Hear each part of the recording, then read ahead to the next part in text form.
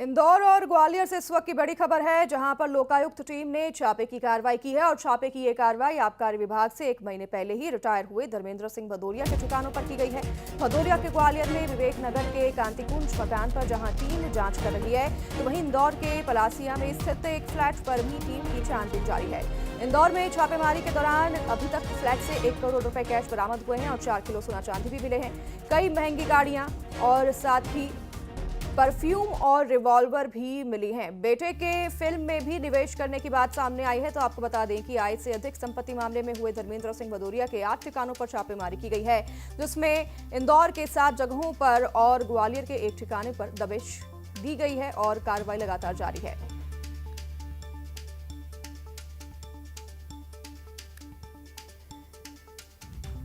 तो लगातार कार्रवाई की जा रही है। ग्वालियर और इंदौर के ठिकानों पर कार्रवाई लगातार जारी है और फ्लैट पर भी इंदौर के दबिश दी गई है, जहां पर भी टीम मौजूद है लोकायुक्त की। और कई कैश बरामद हुए हैं, फॉरेन करेंसियां बरामद हुई हैं, कई महंगी गाड़ियां बरामद हुई हैं और अधिक संपत्ति होने के भी आसार हैं, जिसके लिए लगातार छापेमारी की जा रही है। ज्वाइनिंग 1987 में सब इंस्पेक्टर आबकारी के पद पर हुई थी और अभी 75 लाख कैश इनके घर से बरामद हुआ है, जो अभी बढ़ सकता है। अभी काउंटिंग जारी है और 1.5 किलो सोने का बार और करीब 1 किलो सोने के गहने और करीब 2.5-3 किलो चांदी के गहने, ये अभी तक प्रथम दृष्टया देखने से अंदाजा हुआ है। अभी तोले नहीं गए, उनका वजन करा। जैसा कि आपने अधिकारी को सुना कि कई कैश और कई कीमती सामान बरामद हुए हैं इंदौर के फ्लैट से धर्मेंद्र सिंह भदौरिया के, और जो कि 1 महीने पहले रिटायर हो चुके हैं अपने पद से, और छापेमारी की कार्रवाई लगातार जारी है। मिथिलेश हमारे साथ जुड़ गए हैं हमारे सहयोगी अधिक जानकारी के साथ। मिथिलेश, क्या कुछ बरामद अब तक हो चुका है छापेमारी कार्रवाई में? 1 करोड़ 11 लाख रुपए अब तक बरामद हो चुके हैं। ये सबसे बड़ी जानकारी है इस वक्त की। 1 करोड़ 11 लाख रुपए मिले, जिसमें 1 करोड़ 3 लाख रुपए इंडियन करेंसी है और 8 लाख रुपए विदेशी करेंसी है, यानी फॉरेन की भी 8 लाख रुपए वहां की भी करेंसी मिली, जिसकी कीमत लगभग 8 लाख रुपए।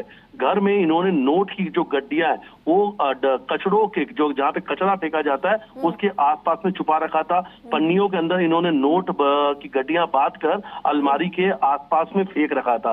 हालांकि 3 से 4 कमरों की सर्चिंग में 1 करोड़ 11 लाख रुपए बरामद हो चुके हैं, जिसमें लगभग 1.5 किलो वजनी सोने की एक अलग, जो जिसे सोने का बिस्किट कहा जाता है, गोल्ड बार जिसे कहा जाता है, उसका वजन है 1.5 किलो के आसपास का, और लगभग 4 किलो सोने और चांदी के आभूषण मिले हैं और उसमें भी 1 किलो सोने का आभूषण है। इस वक्त जो सोनार है उनके फ्लैट में मौजूद है, वजन कराया जा रहा है और ये भी देखा जा रहा है किस कैरेट का गोल्ड घर के अंदर मौजूद है।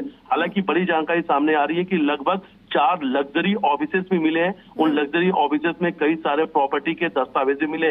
एक बड़ा निवेश इन्होंने कर रखा था। और सबसे बड़ी बात है, इस वक्त की एक और बड़ी जानकारी सामने आ रही कि 3.25 करोड़ रुपए, 3.25 करोड़ रुपए इन्होंने ब्याज में किसी को दे रखा था और उससे हर महीने 2 लाख रुपए की इनके बेटे और बेटी को इनकम हो रही थी। इनके बेटे और बेटी के अकाउंट में 2 लाख रुपए हर महीने आ रहा था। और अभी तक ये बात सामने आ रही, इन्होंने ये कहा कि 3.25 करोड़ रुपए इन्होंने अपने एक बिजनेस पार्टनर को उधार दे रखा है। हालांकि ये बात सामने आ रही सूत्रों की जानकारी से कि ये 3.25 करोड़ रुपए ब्याज में दिए गए थे, जिसका हर महीने 2 लाख रुपए ब्याज मिल रहा था। तो देखिए 3.25 करोड़ रुपए का लेखा जोखा मिला है। लगभग 8 बैंक के अलग अलग खाते मिले, 3 बैंक के लॉकर मिल चुके हैं, कई सारे जो पासपोर्ट जो है पासपोर्ट से मिला है, और कई सारे विदेश घूमने की जानकारी भी सामने आई है। तो देखिए इस वक्त जांच चल रही है, बड़ी जांच चल रही है। जो सभी पैसे हैं और ये जो सभी अवैध संपत्तियां हैं और ये सोना चांदी जो भी बरामद हुआ है, ये तब से है जब से इन्होंने अपने पद का ग्रहण किया है, जब ये असिस्टेंट एक्साइज ऑफिसर रहे हैं मिथिलेश, तब ये सारा गबन किया गया उनका, जो पैसे का अब ये आय से ज्यादा संपत्ति मिल रहा है,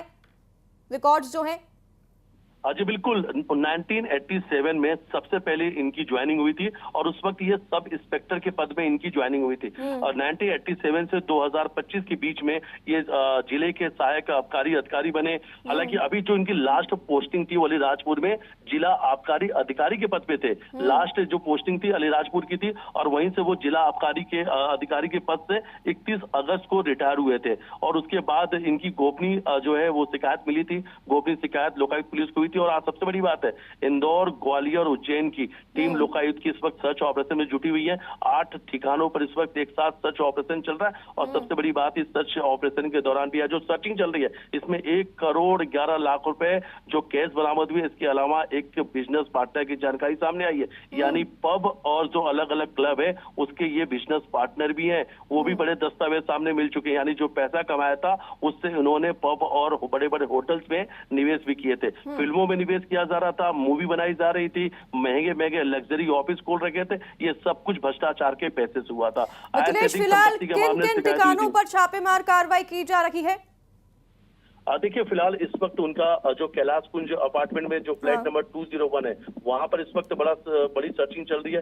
इसके अलावा स्काई बिजनेस स्काई लग्जरिया करके एक यहाँ पे सोसाइटी है, जिसके 4 ऑफिस में इस वक्त जो उनकी 4 ऑफिसेस है, वहां पर भी टीम मौजूद है।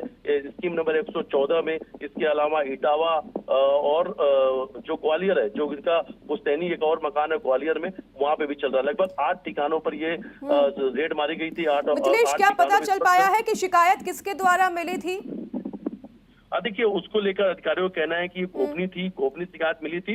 और गोपनीय जो शिकायत मिली थी वो तथ्यों के साथ मिली थी। बकायदा उसमें इन बातों की जानकारी थी कि कहां कहां पे निवेश किया गया, किनसे पैसे लिए गए। हालांकि जांच शुरू हुई तो लगभग शुरुआती 4 से 5 घंटे की जो इन्वेस्टिगेशन या 4 से 5 घंटे की जांच में 1 करोड़ से ज्यादा रुपए का जो नगद मिलना अपने आप में काफी हैरान कर देने वाला। और सबसे बड़ी बात है, सूत्रों से एक और बड़ी जानकारी सामने आ रही कि 1 महीने पहले घर के अंदर लगभग 4 से 5 करोड़ रुपए कैश रखा हुआ था। एक और बड़ी जानकारी सामने आ रही कि 1 महीने पहले 405 करोड़ रुपए कैश रखने के बाद सामने आ रही है। हालांकि ये पैसे कुछ दिन पहले घर से हटा दिए गए थे, तो क्या ये कुछ इनपुट मिला था, उसके बाद ये पैसे हटा दिए गए थे? ये पैसे किसके रखे हुए थे, ये पैसे कहां पे भेज दिए गए थे?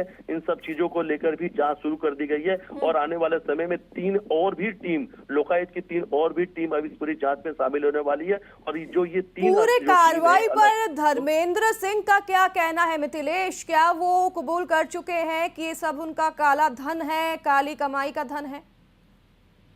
उनका कहना है कि उन्होंने अलग अलग जहाँ पे निवेश कर रखे थे, उस निवेश से उनको पैसे आए हैं। कुछ पैसे उनके पिताजी ने दिए थे, पुश्तैनी पैसा है। कुछ प्रॉपर्टी उन्होंने पुरानी बेची थी, उसके ये पैसे। हालांकि जो बात उन्होंने कही है जांच के दौरान पे, लेकिन उसे वो प्रूफ नहीं कर पाए। उससे जुड़े हुए कोई भी वो दस्तावेज नहीं दे पाए। इसलिए माना जा रहा है कि वो लगातार गोलमोल जवाब जो है वो झूठ बोल रहे हैं, गुमराह कर रहे हैं जांच को। हालांकि जो पैसे अभी तक मिले हैं उसके कोई भी रिकॉर्ड नहीं मिले हैं। और लोकायुक्त के अधिकारियों का कहना है ये बेनामी संपत्ति है, भ्रष्टाचार की संपत्ति है, और भ्रष्टाचार से ये पैसे कमाए गए थे। हालांकि पूरे जो कैश पैसे हैं उसे जांच में ले लिया गया है, सील कर दिया गया है। नोटों की गड्डियां, घर के अंदर जितने कैश रखे हुए थे, जो सोने आभूषण, सोने चांदी के जो आभूषण हैं, उन सभी की तस्वीरें भी सामने आ चुकी हैं। इन तस्वीरों से समझा जा सकता है कि भ्रष्टाचार से कितने करोड़ रुपए धर्मेंद्र सिंह भदौरिया ने अपने सेवा के दौरान पे कमाए थे। हालांकि अगर धर्मेंद्र सिंह भदौरिया हमेशा चर्चाओं में रहे, इससे पहले एक 5 स्टार होटल में उन्होंने बड़ी पार्टी दी थी। और जब उसका बिल आया था तो उन्होंने कहा था कि शायद तुम मुझे नहीं पहचानते हो, मैं साहब हूं। तो साहब को साहब का बहुत रुतबा था, और शायद साहब ने अपने साहब बनने के रुतबे पर भ्रष्टाचार करके करोड़ों रुपए कमाए। और सबसे बड़ी बात है, जब घर पे मीडिया की टीम पहुंचती है तो एक तस्वीर हमें भी नजर आती है। साहब को अपने घर की बालकनी बहुत पसंद थी, इसलिए उन्होंने अपनी ही सोसाइटी में इनलीगल स्ट्रक्चर खड़ा कर दिया। जहां पर पार्किंग थी, बाकायदा पार्किंग से लेकर बालकनी तक लोहे के एंगल से उन्होंने एक अलग नया कंस्ट्रक्शन कर दिया, क्योंकि साहब को अपनी बालकनी बड़ा करनी थी। रसूख के दम पर उन्होंने इलीगल कंस्ट्रक्शन कर लिया। शायद कोई रोकने टोकने वाला नहीं था, क्योंकि साहब का कद बहुत बड़ा था। हमेशा चर्चाओं में रहे, हमेशा सुर्खियों में रहे। 5 स्टार होटल में पार्टी करने के बाद पैसा नहीं देने की वजह से तत्कालीन कलेक्टर मनीष सिंह ने काफी उन्हें ठीक है मिथिलेश, नजर बनाए रखिए, अपडेट आपसे लेते रहेंगे। तमाम जानकारी साझा करने के लिए धन्यवाद। तो भोपाल से इस वक्त की बड़ी खबर है।